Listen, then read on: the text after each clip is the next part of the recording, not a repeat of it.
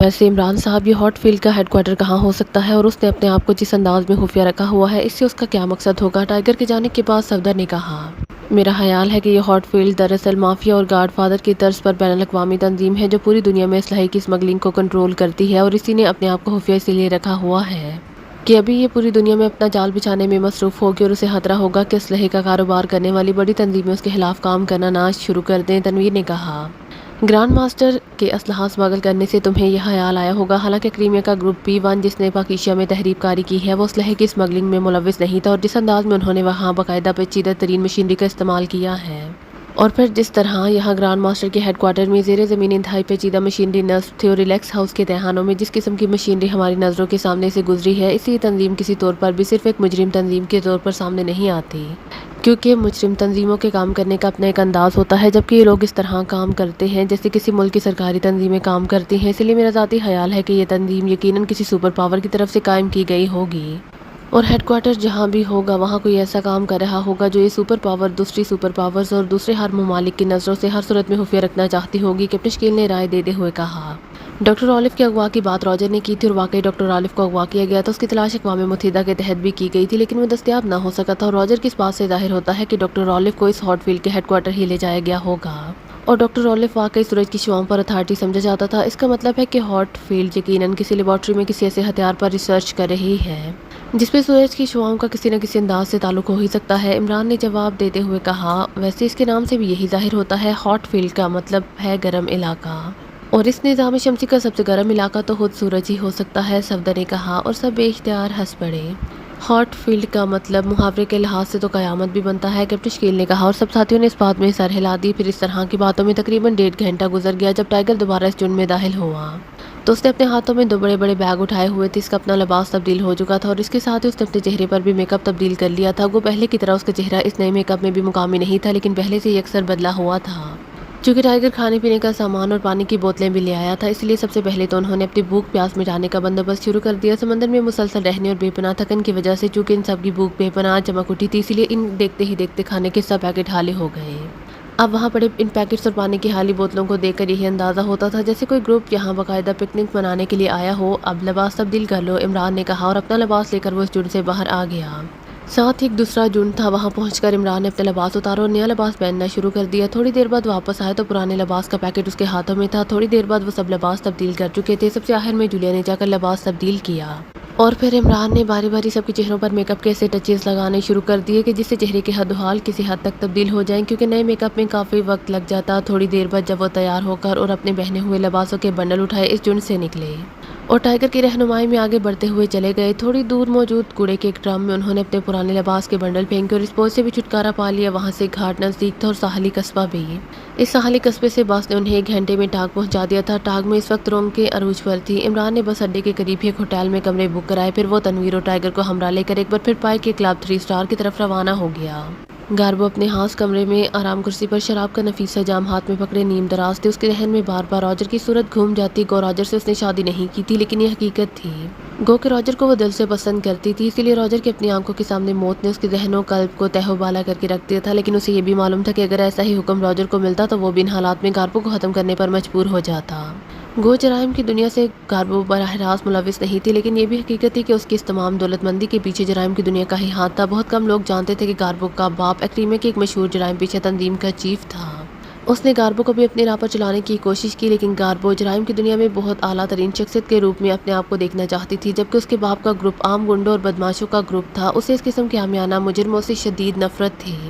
वो जराइम की दुनिया में कोई ऐसी हैसियत इख्तियार करना चाहती थी जिससे वो मलका जैसे इख्तियारात हासिल करे और उसके अब्रू के इशारे पर हुकूमतें बदली जा सके। चुनाचे बाप के अचानक कत्ल हो जाने के बाद गार्बो ने क्रीमिया छोड़कर नाडा शिफ्ट हो जाने का फैसला कर लिया ताकि वहाँ नए सिरे से अपनी किस्मत आजमाई कर सके। उसने वहाँ अपने बाप की तमाम दौलत फरोख्त करके यहाँ टाग में एक ऐसा शानदार क्लब खोल लिया था जिसे इसने बिल्कुल इस अंदाज में बनाया था जैसे किसी बहुत बड़ी तंजीम का हेडक्वार्टर हो। और फिर उसकी मुलाकात एक बार एक ऐसे आदमी से हो गई जो दुनिया की खुफिया तरीन तंजीम हॉट फील्ड का रुकन था। उसका नाम ब्रूस था। ब्रूस ने जब गार्बो को इस तंजीम के बारे में बताया तो गार्बो के जहन में फ़ौरन यही बात आई कि किसी तरह वो इस तंजीम की या तो सरबराह बन जाए या कम से कम सरबराह की बीवी तो ज़रूर बन जाए।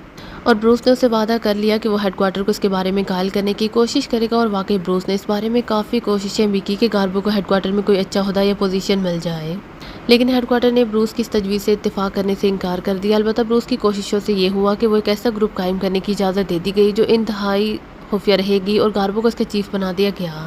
اس گروپ کا نام گاربو کے نام کے پہلے حرف کی بنا پر جی گروپ رکھا گیا تھا، اور یہ اس کے لیے بہت بڑا اعزاز تھا۔ اس کے ساتھ ہی ہالٹ فیلڈ کی طرف سے اسے بے پناہ دولت بھی دی گئی۔ اس طرح گاربو شہزادیوں کی طرح رہنے لگی، اور یہ سب کچھ بروس کی وجہ سے ہوا تھا۔ بروس اکثر گاربو کے پاس آتا جاتا رہتا تھا، لیکن پھر اچانک پتہ چلا کہ بروس کو کسی نے گولی مار کر ہلاک کر دیا ہے۔ اس کے قتل کا انتقام جی گروپ کے ذمہ ڈالا گیا، اور گروپ کے لیے یہ پہلا مشن بھی تھا۔ چنانچہ گاربو نے اپنے گروپ کی مدد سے نہ صرف اس قاتل کو ٹریس کر لیا، بلکہ یہ بھی معلوم کر لیا کہ بروس کو قتل کرنے کی اصل وجہ کیا تھی۔ یہ تو اسے معلوم ہوا کہ بروس نے کریمیا میں کسی عورت کے ساتھ شادی کی تھی، اور پھر اسے چھوڑ کر اچانک غائب ہو گیا تھا۔ وہ عورت جس کا نام ایزان تھا ایک بچے کو جنم دے کر انتہائی قسم پرسی کے عالم میں مر گئی، جبکہ بچہ نیم سرکاری یتیم خانوں میں پلتا رہا۔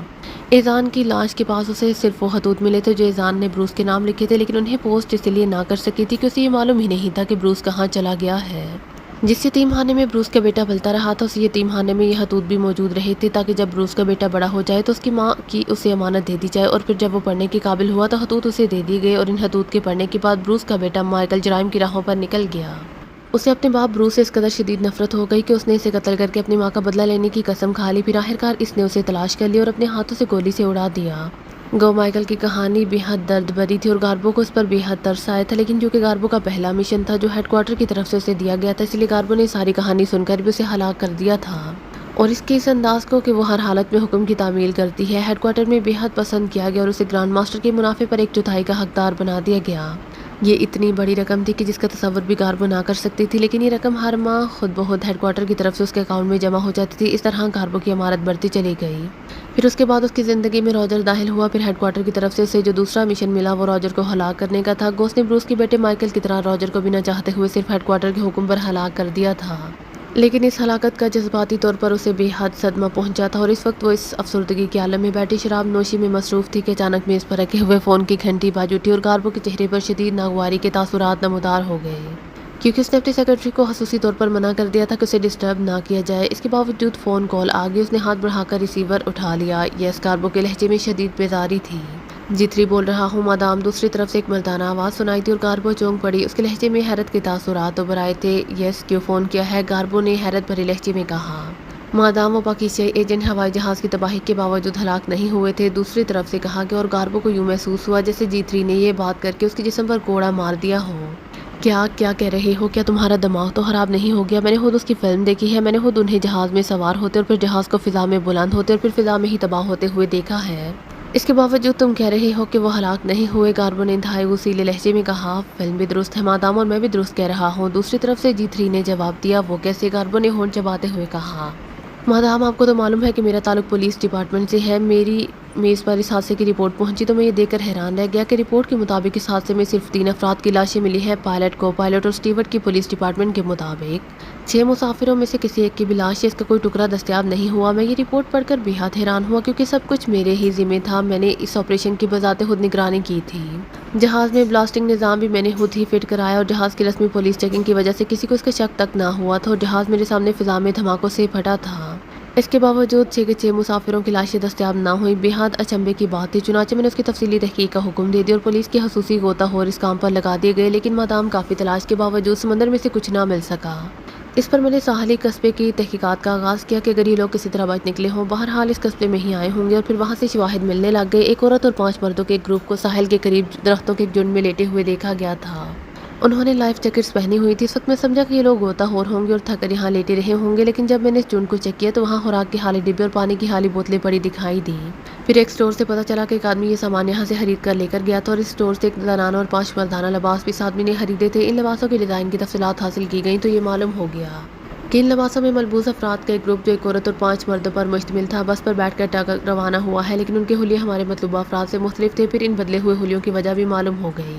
اس آدمی جس نے لباس اور کھانے پینے کا سامان خریدا تھا، اس نے اس اسٹور سے ایسا سامان بھی خریدا تھا جو میک اپ کے کام آتا ہے۔ پھر کوڑے کے ایک بڑے ڈرم سے لائف جیکٹس اور وہ لباس بھی مل گئے جو انہوں نے وہاں ڈالے تھے۔ اس طرح یہ بات حتمی طور پر ثابت ہو گئی کہ خوفناک حادثے کے باوجود یہ لوگ نہ صرف حیرت انگیز طور پر بچ نکلے ہیں، بلکہ ساحل پر پہنچ کر انہوں نے میک اپ تبدیل کر لیا ہے اور لباس بدل کر یہ بس کے ذریعے ڈاک بھی پہنچ گئے ہیں، جی 3 نے تفصیل بتاتے ہوئے کہا۔ اور گاربو جو حیرت سے آنکھیں پھاڑے پوری تفصیل سن رہی تھی بے اختیار ایک طویل سانس لے کر رہ گئی۔ Very bad news G3 really very bad news, میں نے تو پارٹی کو کامیابی کی اطلاع بھجوا دی تھی، گاربو نے کہا۔ مادام چونکہ ان کے لباس اور حلیوں کے بارے میں تفصیلات مل چکی ہیں اسی لیے ٹاگ میں اب انہیں آسانی سے ٹریس کیا جا سکتا ہے اور ٹریس ہونے کے بعد انہیں ہلاک بھی کیا جا سکتا ہے اگر آپ حکم دیں تو، G3 نے کہا۔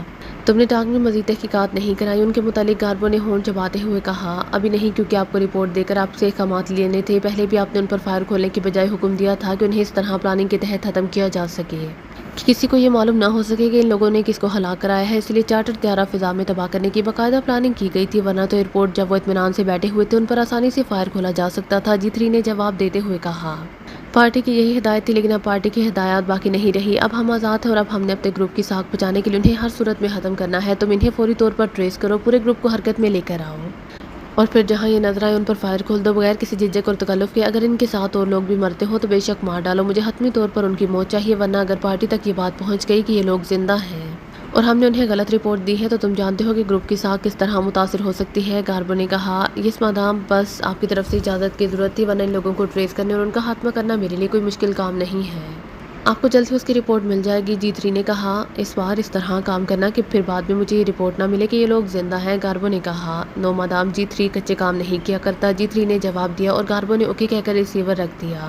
اس کے چہرے پر ابھی تک شدید حیرت کے تاثرات نمایاں تھے، اسے پوری رپورٹ لینے کے باوجود ابھی تک کانوں پر یقین نہیں آ رہا تھا کہ فضا میں طیارہ دھماکے سے تباہ ہونے کے باوجود یہ سارے کے سارے لوگ بچ گئے، اور نہ صرف بچ گئے بلکہ باقاعدہ لائف جیکٹس پہن کر سمندر میں تیرتے ہوئے کنارے پر بھی پہنچ گئے۔ یہ سب کچھ اس قدر ناقابل یقین تھا کہ اسے G3 کی باتوں پر یقین نہ آ رہا تھا، لیکن اسے معلوم تھا کہ G3 کبھی غلط رپورٹ نہیں دیا کرتا۔ وہ پولیس میں اعلیٰ عہدے پر فائز تھا اور انتہائی ذہین اور فعال آدمی تھا۔ اس نے اس کے سامنے پارٹی کا کام اسی لیے لیا تھا کہ اس نے اپنے گروپ کا سارا ڈھانچہ ہی اس طرح بنایا ہوا تھا کہ اس گروپ کے ارکانوں سے ایک آزاد گروپ سمجھتا تھا۔ گروپ کے ہر رکن کو انتہائی بھاری تنخواہیں ہر ماہ ملتی رہتی تھی، اسی لیے اب ہر ماہ انہیں اخراجات کے نام پر بھاری رقومات بھی دی جاتی تھی، اور گاربو صرف انہیں فعال اور حرکت میں رکھنے کے لیے کبھی کبھی ایسے کام ان سے کروا لیتی تھی جس سے اسے ذاتی طور پر کوئی فائدہ نہ ہوتا تھا، لیکن گروپ یہی سمجھتا تھا کہ یہ کام ان کی چیف مادام نے انتہائی بھاری معاوضے پر بک کیا ہوگا، اسی لیے گاربو نے G3 کے سامنے ہاٹ فیلڈ یا ہیڈ کوارٹر کا نام لینے کی بجائے پارٹی کا ہی نام لیا تھا، کیونکہ ہاٹ فیلڈ یا ہیڈ کوارٹر کے بارے میں صرف وہی جانتی تھی۔ پہلے بھی پائک کے فون پر وہ اسی لیے گھبرا کر خفیہ ٹھکانے پر چلی گئی تھی کہ پائک نے اسے فون پر بتا دیا تھا کہ پاکیزیائی گروپ اسے اغوا کرنے کے لیے پہنچ رہا ہے۔ اس کا خیال تھا کہ اگر وہ اس گروپ کے ہاتھ لگ گئی تو ہو سکتا ہے کہ یہ لوگ اس پر تشدد کر کے اسے ہاٹ فیلڈ کے بارے میں معلومات حاصل کر لیں، لیکن جب پائک کی لاش دستیاب ہوئی اور جیکسن سے اسے معلوم ہو گیا کہ گروپ راجر کے پیچھے راسک گیا ہے تو وہ مطمئن ہوگی، کیونکہ اسے معلوم تھا کہ ریلیکس ہاؤس میں ایسی مشینری موجود ہے کہ گروپ راجر کا کچھ نہیں بگاڑ سکتا اور راجر کے ہاتھوں ان کی موت یقینی ہے۔ لیکن پھر جب اسے گرانڈ ماسٹر کی تباہی کی رپورٹ ملی اور وہ بھی راجر کے ہاتھوں، تو اسے یقین نہ آیا اور اسے اپنے گروپ کے ذریعے راجر کو اپنے ہاتھ اڈے میں اغوا کروا لیا۔ وہ اسے معلوم ہوا کہ راجر کے ذہن کنٹرول ہے، پھر اس نے ہی ہیڈ کوارٹر کو گرانڈ ماسٹر کی اس مکمل تباہی کی اطلاع دی جس پر اسے ہدایات کی گئی تھیں کہ اس پاکیزیائی گروپ کو اس طرح ہلاک کیا جائے کہ یہ معلوم نہ ہو سکے کہ یہ کس کا کام ہے۔ چنانچہ گاربو نے یہ مشن G3 کے ذمہ ڈال دی اور G3 نے فوری طور پر حرکت میں آ کر ان کا طیارہ فضا میں تباہ کر دیا، اور گاربو کے لیے اس کی باقاعدہ فلم تیار کی تھی، کیونکہ گاربو نے G3 کو اس کا حکم دیا تھا کہ وہ اس گروپ کی ہلاکت کا حتمی ثبوت چاہتی ہے، اس لیے فلم دے کر اس نے ہیڈ کوارٹر کو حتمی طور پر یہ رپورٹ دی تھی کہ گروپ ختم ہو چکا ہے۔ ریسیور رکھ کر وہ بیٹھی یہی سوچتی رہی کہ آخر یہ لوگ کس قسم کے ایجنٹ ہیں کہ ان کے یہاں آنے کے بعد گرانڈ ماسٹر جیسی منظم، باوسائل اور طاقتور تنظیم مکمل طور پر تباہ ہو گئی، راجر اور جیکسن دونوں ختم ہو گئے۔ اس کے باوجود یہ لوگ اس حادثے میں بھی ہلاک نہیں ہوئے۔ آج G3 کی رپورٹ کے بعد اسے راجر اور جیکسن کی ان باتوں کی سمجھ آ رہی تھی کہ وہ اس گروپ اور خاص طور پر اس عمران سے ذہنی طور پر اس قدر خوفزدہ کیوں رہتے تھے۔ اس وقت گاربو در حقیقت ان کے اس ڈر کا دل ہی دل میں موسیقہ اڑاتی رہتی تھی، لیکن آج اسے احساس ہو گیا تھا کہ وہ دونوں صحیح تھے۔ اسے احساس ہو رہا تھا کہ اگر ہیڈ کوارٹر کو رپورٹ مل جائے کہ گاربو نے جو اسے رپورٹ دی ہے وہ غلط ہے تو ہیڈ کوارٹر کا رویہ اس کے ساتھ کیا ہوگا۔ اسے یہ سوچ کر ہی بے حد جرجریاں سی آ رہی تھیں۔ اسے معلوم تھا کہ ہیڈ کوارٹر ایسے معاملات میں کس قدر بے رحم اور شفاق ثابت ہوتا ہے۔ راجر موت اس کے سامنے تھی، حالانکہ اس نے ہیڈ کوارٹر کو بتایا تھا کہ راجر کے ذہن کنٹرول تھا، لیکن اس کے باوجود ہیڈ کوارٹر نے اپنا فیصلہ نہیں بدلا تھا۔ اس لیے حقیقت یہی تھی کہ وہ G3 کی رپورٹ ملنے کے بعد بے حد خوفزدہ سی ہو گئی تھی۔ اب اسے اس لمحے کا انتظار تھا جب G3 اسے حتمی طور پر رپورٹ دیتا کہ اس گروپ کا واقعی خاتمہ کر دیا گیا ہے، پھر جا کر اسے چین آ سکتا تھا۔ لیکن اتنی بات وہ بھی سمجھتی تھی کہ بہرحال اس ساحلی قصبے کی طرف نہیں ہے کہ وہ فوراً ہی ساری معلومات حاصل ہو جاتی۔ یہ ناڈا کا دارالحکومت تھا اور ایک بین الاقوامی شہر میں یہاں ان کی تلاش اور ان کے خاتمے میں بہرحال وقت لگ جائے گا۔ نہ جانے کیا بات تھی، یہ سارے خوف کے باوجود اس کے دل کو یقین تھا کہ آخرکار G3 کے ہاتھوں اس گروپ کا خاتمہ ہو جائے گا، اور اس انجانے یقین کی وجہ سے ہی وہ بری طرح پریشان ہوئی تھی۔ عمران، ٹائیگر اور تنویر کی جانے کے بعد صفدر، کیپٹن شکیل اور جولیا اپنے کمروں میں چلے گئے تھے۔ جولیا اپنے کمرے میں کرسی پر بیٹھی مقامی اخبار دیکھنے میں مصروف ہو گئی جو اس کے کمرے میں پہلے سے موجود تھا۔ کہ اچانک اخبار میں درج ایک خبر پر اس کی نظریں جم گئی اور وہ بے اختیار اسے پڑھنے لگی۔ خبر کے مطابق نوئیڈا کے مشہور business man international shares corporation کے چیئرمین مسٹر راجر کو ہوٹل سے جبراً اغوا کر لیا گیا اور اس کے بعد ان کا کہیں بھی پتہ نہ چل سکا۔ پولیس اس سلسلے میں اپنی ناکامی کا اعتراف کر چکی تھی۔ خبر عام سی تھی، لیکن جولیا کے ذہن میں فوراً وہ راجر آ گیا جسے وہ لوگ ہوٹل میں چھوڑ کر دوسرے ہوٹل میں شفٹ ہو گئے تھے اور پھر وہاں سے انہوں نے طیارہ چارٹر کرایا تھا اور وہ راجر بھی انٹرنیشنل شیئرز کارپوریشن کا چیئرمین تھا۔ اس راجر کے اغوا کا مطلب یہی تھا کہ اس اغوا سے ضرور ہاٹ فیلڈ کا تعلق ہوگا۔ جولیا نے ٹیلی فون کا ریسیور اٹھایا اور ہوٹل کے آپریٹر کو اس نے پولیس ہیڈ کوارٹر کا نمبر ملانے کے لیے کہہ دیا۔ یس پولیس ہیڈ کوارٹر۔ دوسری طرف سے ایک آواز سنائی دی۔ مشہور بزنس مین اور انٹرنیشنل شیئرز کارپوریشن کے چیئرمین کے اغوا کا کیس کون صاحب ڈیل کر رہے ہیں؟ جولیا نے پوچھا۔ کیپٹن درینگل، فرسٹ گریڈ ڈٹیکٹیو۔ دوسری طرف سے جواب دیا گیا۔ کیا آپ ان سے میری بات کرا سکتے ہیں؟ جولیا نے کہا۔ یس میڈم، ہولڈ آن کیجیے، دوسری طرف سے کہا گیا اور چند لمحوں بعد ایک مختلف آواز سنائی دی۔ کیپٹن درینگل بول رہا ہوں۔ بولنے والے کے لہجے میں نرمی تھی۔ روزین بول رہی ہوں، ہوٹل ریمبو کے کمرہ نمبر 28 دوسری منزل۔ اگر آپ مسٹر راجر کے بارے میں مزید کچھ جاننا چاہتے ہیں تو فوراً تشریف لے آئیے، جولیا نے کہا اور ریسیور رکھ دیا۔ اسی لمحے دروازے پر دستک ہوئی۔ کون ہے؟ جولیا نے چونک کر پوچھا۔ صفدر ہوں، باہر سے صفدر کی آواز سنائی دی۔ او کم ان صفدر، جولیا نے کہا اور دوسرے لمحے دروازہ کھلا۔ اندر اس وقت اس کے پیچھے کیپٹن شکیل بھی تھا۔ مس جولیا، سخت بوریت ہو رہی تھی، ہم نے سوچا کہ آپ کے پاس چل کر بیٹھا جائے تاکہ کچھ گپ شپ ہو جائے، صفدر نے کہا اور جولیا بے اختیار ہنس پڑی۔ اس بوریت سے نجات حاصل کرنے کے لیے ہی تو میں نے فرسٹ گریڈ ڈٹیکٹیو کیپٹن درینگل کو یہاں بلایا ہے، جولیا نے ہنستے ہوئے کہا۔ تو صفدر اور کیپٹن شکیل دونوں بے اختیار چونک کر سیدھے ہو گئے۔ کیا کہہ رہی ہیں آپ؟ صفدر نے انتہائی حیرت بھرے لہجے میں پوچھا اور جولیا نے اسے اخبار میں موجود خبر کے متعلق بتا دیا۔ مگر آپ کو معلوم ہے کہ پولیس والے انتہائی شکی مزاج لوگ ہوتے ہیں، ہمارے پاس کاغذات بھی نہیں ہیں اور ہم انتہائی اہم مشن پر بھی ہیں، ایسی صورت میں کہیں ہمارے لیے مشکلات نہ کھڑی ہو جائیں، صفدر نے کہا۔ ارے نہیں صفدر، یہاں کی پولیس ہمارے پاکیزہ کی پولیس جیسی نہیں ہوتی۔ دراصل میں اس فرسٹ گریڈ ڈٹیکٹیو سے اس بارے میں معلومات حاصل کرنا چاہتی ہوں کہ جو انہوں نے راجر کے اغوا کے بارے میں حاصل کی ہوں گی، کیونکہ یہ بات تو بہرحال طے ہے کہ راجر کو اغوا ہاٹ فیلڈ نہیں کرایا ہوگا، اسی لیے انہوں نے یہی سمجھا ہوگا کہ راجر نے گرانڈ ماسٹر سے غداری کرتے ہوئے گرانڈ ماسٹر تنظیم کو مکمل طور پر تباہ کر دیا ہے۔ ہو سکتا ہے کہ کوئی ایسا کلو مل جائے جسے ہمیں ہاٹ فیلڈ تک پہنچنے میں سہولت ہو جائے، جولیا نے کہا۔ تو صفدر بے اختیار مسکرا دیا۔ مس جولیا درست کہہ رہی ہیں صفدر، پولیس نے لازماً کوئی نہ کوئی کام کیا ہوگا، اس سے آگے بڑھنے میں ہمیں خاصی سہولت مل سکتی ہے۔